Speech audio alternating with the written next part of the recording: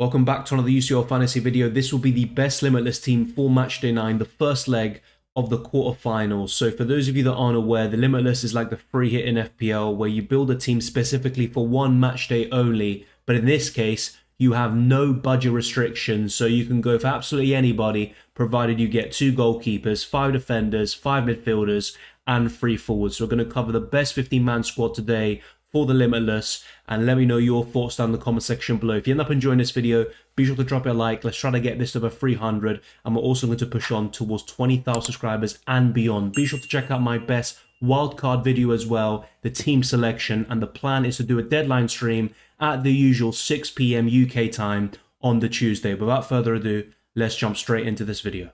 We have 2 different days within this match day, so don't go for 2 goalkeepers playing on the exact same day. Otherwise, you won't be able to make substitutions during the window and you will deprive yourself of an opportunity to maybe take out a low-scoring goalkeeper who doesn't keep a clean sheet. And I've gone for Vlachodimos and Courtois. I think they have the best chance of keeping a clean sheet in matchday 9. Both of them are at home, and I would back Benfica and Real Madrid to progress anyway, but with them being at home, that only boosts their chances even further. When you look at the other games, AC Milan versus Napoli, that's quite a tough game to call. So just a few days ago, AC Milan actually beat Napoli 4-0 away from home, but Napoli also beat them earlier in the season in the league 2-1. And you also look at the European pedigree AC Milan have, and whilst Napoli are one of the best teams in the world at the moment, that is a tough game to call, at least in the first leg at the San Siro. You look at Man City versus Bayern Munich, I would expect that to be quite a high-scoring affair. And even if Man City or Bayern end up losing the game, it could still be quite a tough one and they could still concede a goal in the process. So I've gone for Vlachodimos and Courtois. I think these are the 2 best goalkeepers. And if I had to pick one, Courtois probably edges it, facing an off-form Chelsea side who still didn't get that managerial bounce despite appointing Frank Lampard once again. Chelsea lost to Wolves 1-0 at the weekend, and despite Real Madrid losing at home to Villarreal 3-2, I still think Real Madrid will bounce back and show some consistency, especially in the Champions League, which is their competition. I have spread things around a little bit in the defence and covered multiple teams this way. So Grimaldo has been ever present in a lot of these best limitless and wildcard team videos recently. That hasn't changed, and in this case you would have a double up with Vlachodimos and Grimaldo, and if you really back that Benfica clean sheet, you could go for a triple up. Now, Benfica actually lost their first game in quite a while at home to Porto, and that was a very important game. Benfica still have a commanding lead in the Portuguese league, but still a very significant defeat to Porto at home. I still think they'll bounce back and potentially keep a clean sheet against an off-form Inter Milan side who aren't winning enough games, and they're dropping points even to the lower teams in Serie A. So if you wish, you could maybe go for someone like Jonathan Tah. You could go for Antonio Silva instead of Theo Hernandez. The reason why I haven't mentioned Otamendi is because he's suspended and he's someone I'm looking to sell. So check out my team selection video to see who I sell him for. But I've gone for Theo Hernandez in this case. He's at home to Napoli. And remember, just a few days ago, Napoli lost 4-0 at home to AC Milan. And they've actually been keeping quite a few clean sheets, despite AC Milan actually getting a very frustrating draw at home to a quite weak team in Serie A. They still kept that clean sheet. So Theo Hernandez is a very good UCL fantasy option. Ruben Dias is also in here. I'm not really expecting a clean sheet for Bayern Munich or Man City, but I'd probably edge Man City in this game because they're at home.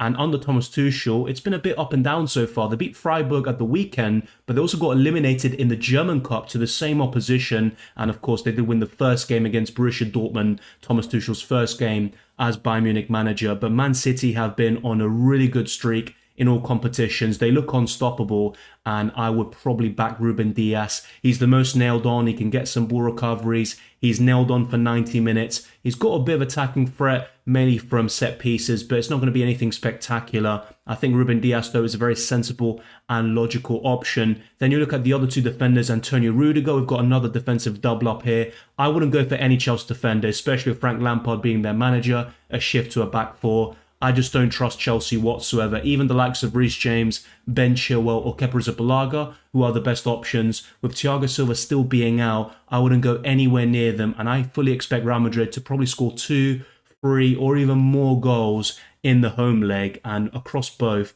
I just don't see Chelsea keeping a clean sheet. And the final defender is Di Lorenzo. Despite being away to AC Milan, I still would back him. He's been the best UCL fantasy defender so far this season. This is a very good defensive five. I personally wouldn't go for any Chelsea defenders.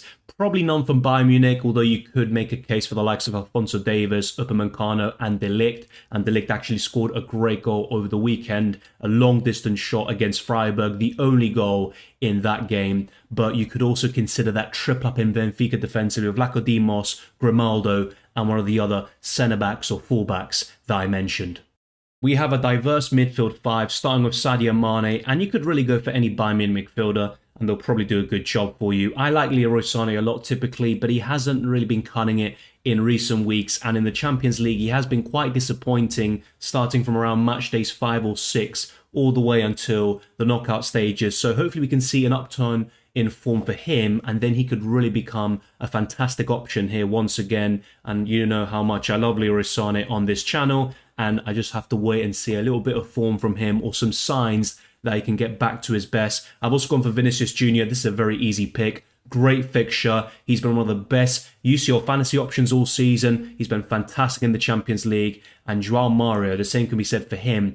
And he's significantly cheaper. I would back Benfica, especially at home. And I wouldn't go for any Inter Milan midfielders, to be quite frank. You could make a case for a defender, but in the case of midfielders, I'm not really a big fan of anyone they really have to offer. And then the other two midfielders include Kevin De Bruyne, who has been in really good form in recent weeks, and we're starting to see some of the best football from him, combining really well with Erling Haaland. And against Bayern Munich at home, I mean, why can't he haul? And I know you've got Riyad Mahrez, you've got a few other midfielders like Grealish, but I just go for De Bruyne. He's a bit more nailed on, and he's also a more consistent player generally, despite the fact that Grealish has been Man City's best midfielder, you could argue, since the World Cup. And the final midfielder is Kvaratskhelia, and Napoli have actually been missing Osimhen quite a lot recently. He's been injured due to a muscle problem. If he's still out, I actually would fear the worst, even for the likes of Kvaratskhelia, who has been incredible all season. If Osimhen starts though, that combination is obviously deadly, one of the best in Europe, and that will only boost Kvaratskhelia chances of goals and assists. So I really back Kvaratskhelia if the Nigerian returns, but let's keep an eye on that situation, and that's the plan for the Tuesday deadline stream. The front three is very simple for me. Erling Haaland, Karim Benzema and Osimhen are the three best UCL fantasy forwards that are available in the competition. However, Osimhen is still managing an injury. Let's see if he's fit in time to face AC Milan. If he is, he's obviously going to feature. Here you go. He's a great option. You could even argue for the captaincy, but if Osimhen is out, that will be the big question. Who do we go for? And for me, there are three forwards that can displace him, at least for one match day or however long Osimhen is out for. And those three include Gonzalo Ramos, who is at the top of my list, facing Inter Milan at home. In second place will be Rafael Leao, who completely destroyed Napoli literally just 2 weeks ago, or a week ago at this point. And the third forward would be Rafa Silva, who's got 50 UCL fantasy points so far, another Benfica forward facing Inter Milan at home. You can make a case for Lukaku, Lautaro Martinez, and a few other forwards here and there, but I honestly wouldn't go for them. And Lukaku's been missing a lot of chances. Lautaro Martinez, the same thing as well for both club and country. And I look at the other forwards at our disposal. Olivier Giroud, he might be a decent option, but I just rather would go for Rafael Leao. And then you look at Chelsea's forwards, I just don't think there's any chance I'd go for any of them, including Kai Havertz, whoever it may be. I wouldn't go for any Chelsea forwards. So really, it comes down to these three. And if Osimhen is out, I would go for a Benfica forward or Rafael Leao. Let me know your thoughts down in the comment section below. Karim Benzema speaks for himself. For me, he's one of the best captaincy options, period. I know Chelsea at home looks like a really tough fixture. And actually, Real Madrid have never beaten Chelsea at home. But I expect that to change this Wednesday. And that's just my personal opinion. I could be wrong, of course. Football is about making predictions. And Chelsea could cause an upset. But I firmly back Real Madrid to bounce back from their defeat against Villarreal and produce a commanding victory and lead going into the second leg. And Erling Haaland speaks for himself. He's an absolute machine. He scored 5 goals against Leipzig. It probably would have been more if he didn't get taken off. And he's another really good fantasy option, a great captaincy choice despite facing Bayern Munich at home. So the only thing that needs to be discussed now is the captaincy. In terms of who to start and who to bench, remember, put those that start on the Tuesday in your starting 11, those on the Wednesday on your bench. It's very simple. And then during the substitution window, you can make some changes. And the same goes for the captaincy. You put someone as your captain on the Tuesday, and then if they don't do that well, or you want more points and you want to take a gamble, then you can switch to captaincy during the substitution window and put someone who is yet to play on the Wednesday. So the plan here would be to captain either Erling Haaland or João Mario on the Tuesday, and then on the Wednesday, I would go for Real Madrid attacker in Karim Benzema or Vinicius Jr. My current preference is to go for the two forwards, Erling Haaland and Benzema, but I'm also firmly considering the likes of João Mario and Vinicius Jr. has to be said. So that is where the captaincy is at. I also discussed this in the best wildcard team video and the team selection. So let me know your thoughts down in the comment section below. And what would you change in all of these positions? Is there a player that we haven't discussed today that deserves a mention or that you're going to go for? Let me know. I'd be very intrigued to see. And thank you very much for watching. If you enjoyed this video or found it useful, then be sure to smash the like button and subscribe for new. Let's try to get this video to over 300 likes. Let's keep on pushing towards 20,000 subscribers and beyond. You can follow me on Twitter and Instagram, DylanRCM, and check the links in the description below for the Patreon, channel memberships, Discord server, and the UCL Fantasy League. All of that is there. And also check the links for So Rare and ExpressVPN. I'd highly recommend you checking those links as well. I wish you all the best luck for Matchday 9 and the rest of the Champions League campaign. And I'll see you next time.